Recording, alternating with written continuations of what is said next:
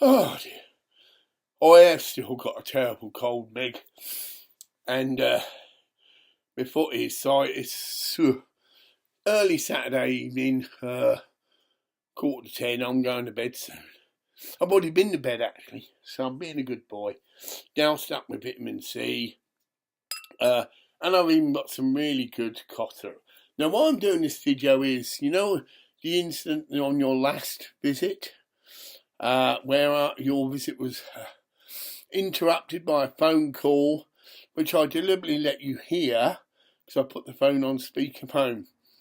And it was in connection with something I've discussed with you quite a few times, that people like me have and continue to be wrongly sectioned by overreacted idiot so-called trained mental health people. Now, the scenario with me is that the last time I was wrongly sectioned was because I expressed anger at the way I had been curtailed and picked up. I'll quickly fill you on the history of that, or you probably heard it. A travel agent in Elgin, Beaver Travel. I was in the process of booking a flight. I can't remember exactly where it was, but it was to a country opposite a country where it's possible that World War III could break out. There was a lot of concern. Now, I knew I couldn't fly into this country. And in the discussion with the travel agent's assistant, said, "Look, I know that, but I said I'm actually a priest, and I was actually, and I believe God's telling me to go there and just to minister. No, I'm not a trooper. I haven't got guns, and that isn't my reason. And I believe God's inspired me to go to the next country, and that there'll be many media people, BBC and that, also will be going across the border into this country, and I felt confident I'd have no trouble getting a lift, which I would have done, no problem. And being a vicar and that, they'd, wouldn't let me starve. I didn't want to be there long. And then what the young assistant could grasp this, and oh yes, that sounds good, and sane, right. And we were going through this. Then the manageress stuck her nose in. And I didn't like her attitude at all. Why do you want to go there? And this interrogation exchange started on. So I reacted angrily. What the fuck's it to do? I said, who the fuck are you? She happened to be the manageress. So what? I said, oh, well, I'm sorry. I don't want to book the flight then with you. Right? So I left. I go to another travel agent. And I did successfully book this flight, actually. But this travel agent, Beaver Travel, reported this incident. As far as I know, she's got no qualifications in psychiatric nursing, and is not qualified to make an assessment of someone's health, and certainly in this case, fucked right up. Right. Because she shouldn't have had that power to contact someone else, who then did get a team of people together. And whoever you are, I want to have this whole incident re-looked at, and I want you removed.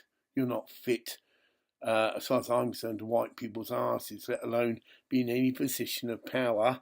And these are two psychiatric nurses I recognise, and I believe there was a doctor there present as well, some dipshit who, again, isn't fit to wipe my ass, let alone assess someone's psychiatric accessibility. Because if they're using just the pretext that someone's angry, what is this fucking world coming to?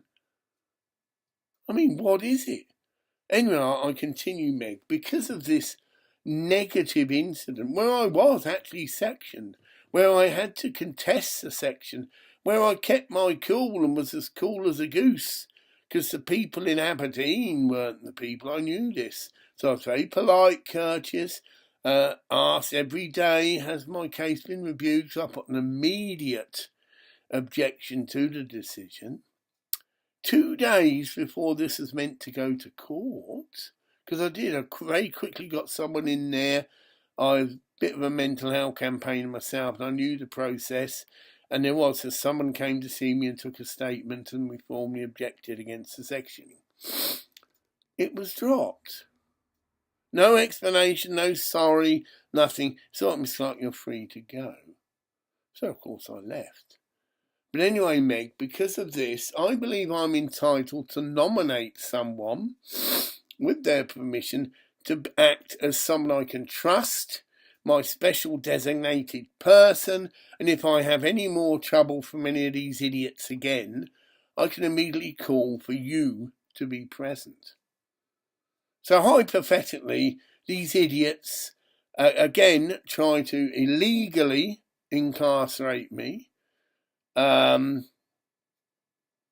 can use your name and say, yes, Meg, I think it's Anslie, but you can get back to us. In fact, I will be emailing you. I'm making this again for my protection. See, I can prove that I was concerned about this eventuality. I was concerned because it has happened in the past. It's not paranoia. I was incarcerated wrongly. And like I say, the section was terminated, admittedly over 20 days, but even so. And so technically I never was sectioned, although I was. And I was moved up to Aberdeen, so friends couldn't come and see me. Think about it. Yeah, they've done that. It's another little sneaky move they do. You're 70 miles away. How many of your friends you think are going to bother to come and see you? And so, what the fuck's going on, Graham? And then they could go to the media and all the rest of it. I think my friend's been wrongly sectioned. I think they're abusing the laws and abusing their power, and I think they should be all struck off, as an example, because I would tell them what to say. And the media would probably just about print it, because there was a lot of evidence to substantiate when I told this incident that a travel agent instigated this. Oh yeah, and this was dramatic. Again, it was witnessed. I had this rather unusual vehicle that had a roof. It was a scooter with a roof, so it really did stand out. But I got it because it was a very practical vehicle. It was a BMW as well. And I hear a police siren. I'm on my way to the Findall Foundation. And it's a little lane, you probably know it, a little cut through. And I actually waved them forward, so I didn't think it was me. So I did the right thing and pulled in and waved them forward. I thought they were after, they pull in front and then they stop. I thought, what the fuck's going on, and waited. Then I said, these fucking idiots, excuse me, please, but they want to stop, arrest me. And then I put 2 and 2 together and got 4. It's that fucking bitch at Beaver Treble.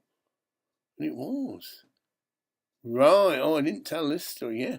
So I ride right, deliberately, I want witnesses. It was a deliberate ploy of mine, yes. I drove very calmly, and they had the siren going, but they daredn't cut me up. They just followed me.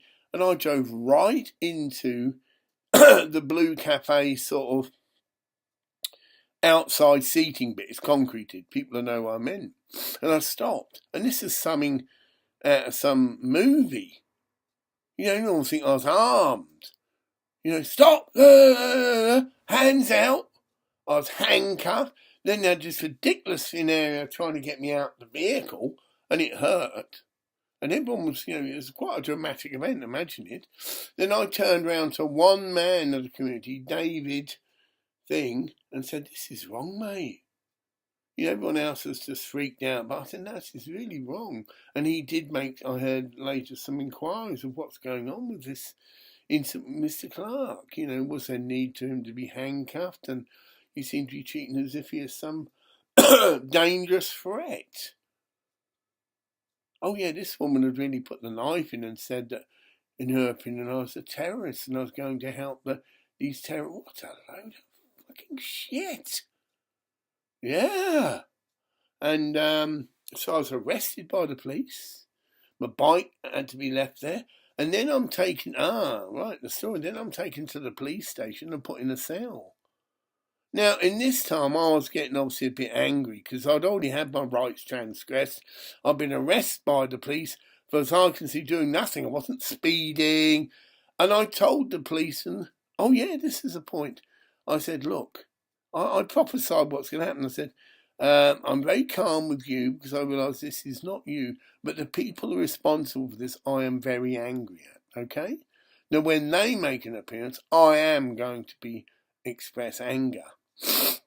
Now, they should have noted this and said, well, Mr. Clark seemed calm and the thing, but he did show concern that as soon as he expressed anger at the people he obviously then realised were responsible for this, and the two nurses and the doctor, and maybe there's a sneering, sniggering social worker in tow. Yeah. As soon as he expressed anger, so I said, what the fuck is going on? Natural, mature, intelligent reaction. Your rights have been transgressed. You've been scooped off the road. You've been physically manhandled, treated like a criminal, a terrorist, whatever. And yes, as soon as I'd done younger, they pounced on me and injected me. I think I can sue them for that as well. Certainly have them struck off for malpractice. Now, anyway, Meg, I will be sending this to other people to cover my back. Now, your name, again, as far as I understand it, is Meg Anslie. You have been attending me in the capacity of a community psychiatric nurse, and I assure you I will get your full name, serial number, rank to accompany this video. I've got a little card you gave me. Whether you want it or not, Meg, you are implicated. I'm asking you to be my special allocated person. Now, you can refuse, right? And then I'll approach someone else. But this video has been made. I will be sending it to certain people and expressing my concern because of this wrongful sectioning in the past. And we'll ask that inquiries be made into this sectioning. Because it's all on file, and the hospital people in Aberdeen will say he's a perfect gentleman. You know, we don't know why he was not aggressive to us in any shape, form, or form. And according to his story, although we don't like to take sides and things like that, would conclude that he was wrongly sectioned, and that his rights were transgressed, and it was done on the strength of a person that wasn't qualified in any shape or form to make any such decision about his mental health state. So you can understand, if you've had that done to you, and if you've got a history of being considered in inverted commas a manic depressive, when in fact you're a spiritual emerging genius. Yeah, I mean, there are people who are aware of the facts of people like me, right? And they've written books, and Stanislav Grof, yeah. But of course it's poo-hooed by the mainstream, because most of them are a bunch of cunt idiots, and I can say that. You, the so-called psychiatric professions of this country, are a bunch of cunts, right? And I think the whole system needs to be reassessed. We need to get people trained.